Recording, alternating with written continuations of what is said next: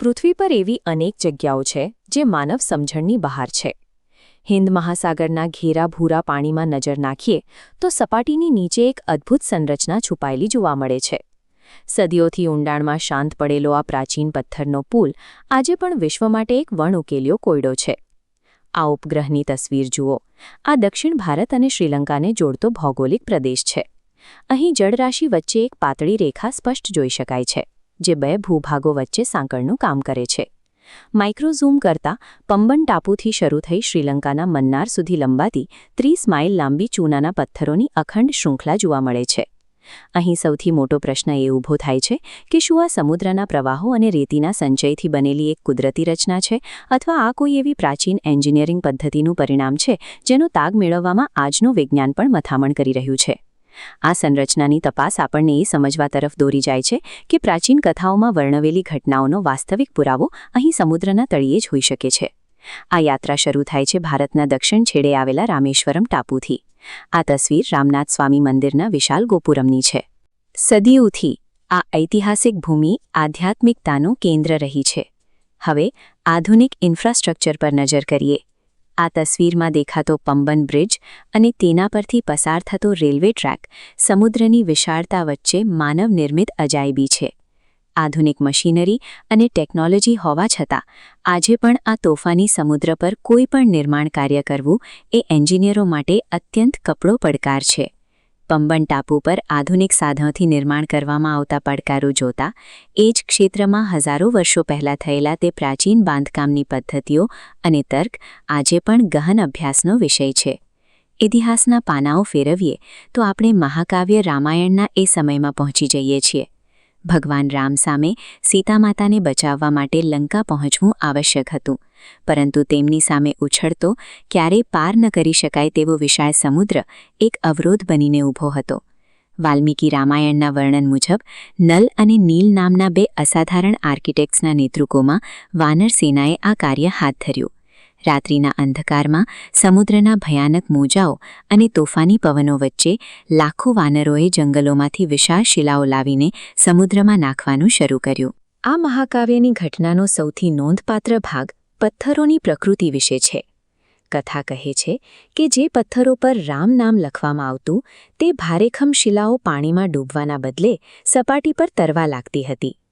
આ વર્ણન લાખો લોકોના મનમાં રહેલી શ્રદ્ધાનો મૂળ પાયો છે, જેણે ભારતીય સંસ્કૃતિ અને તેની માન્યતાઓને સદીઓ સુધી એક સૂત્રમાં બાંધી રાખી છે. આધ્યાત્મિક કથા પોતાની જગ્યાએ અડગ છે, પરંતુ બીજી તરફ આધુનિક ભૂસ્તરશાસ્ત્ર આ તરતા પથ્થરો પાછળ એક ચોક્કસ ભૌતિક સિદ્ધાંત રજૂ કરે છે. આ તસવીર ધ્યાનથી જુઓ. આ પ્યુમેસ તરીકે ઓળખાતા જ્વાળામુખી પથ્થરો છે. તમે તેમની સપાટી પર અસંખ્ય નાના છિદ્રો સ્પષ્ટપણે જોઈ શકો છો, જે એક સ્પોન્જ જેવી રચના બનાવે છે. આ એનિમેશન દર્શાવે છે કે જ્યારે જ્વાળામુખી ફાટે છે ત્યારે અત્યંત ગરમ લાવા પાણી કે હવાના સંપર્કમાં આવતા અચાનક ઠંડો પડી જાય છે. આ પ્રક્રિયા દરમિયાન લાવાની અંદર રહેલા ગેસના પરપોટા પથ્થરમાં જ કેદ થઈ જાય છે.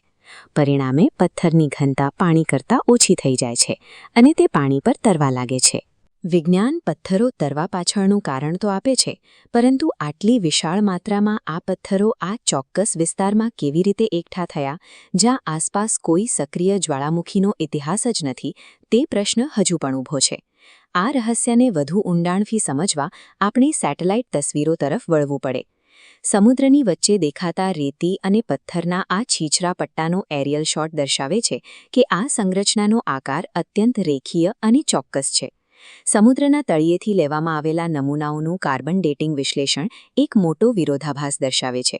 અહીં નીચે રહેલી રેતી આશરે 4000 વર્ષ જૂની છે, પરંતુ તેની બરાબર ઉપર ગોઠવાયેલા પથ્થરો તેના કરતાં પણ હજારો વર્ષ જૂના હોવાનું માલુમ પડ્યું છે.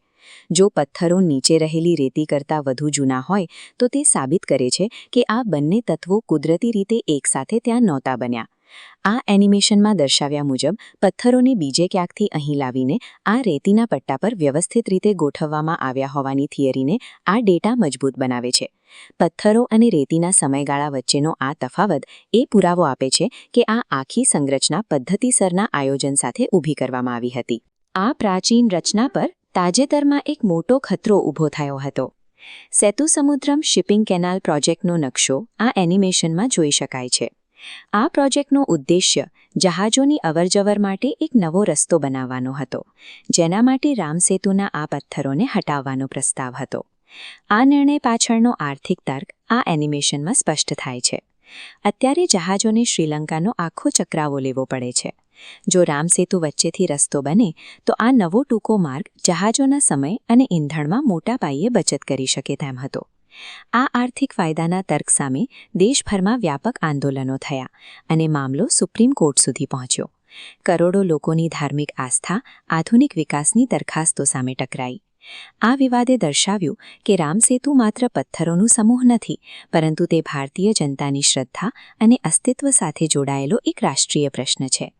ઇતિહાસકારો હંમેશા ભૌતિક પુરાવાઓની શોધ કરે છે, જ્યારે શ્રદ્ધાળુઓ માટે તેમનો વિશ્વાસ કોઈપણ વૈજ્ઞાનિક ડેટાથી પર છે. આ બે વિચારધારાઓ વચ્ચેનો સંવાદ આ સ્થળની ઓળખને વધુ ઘેરી બનાવે છે.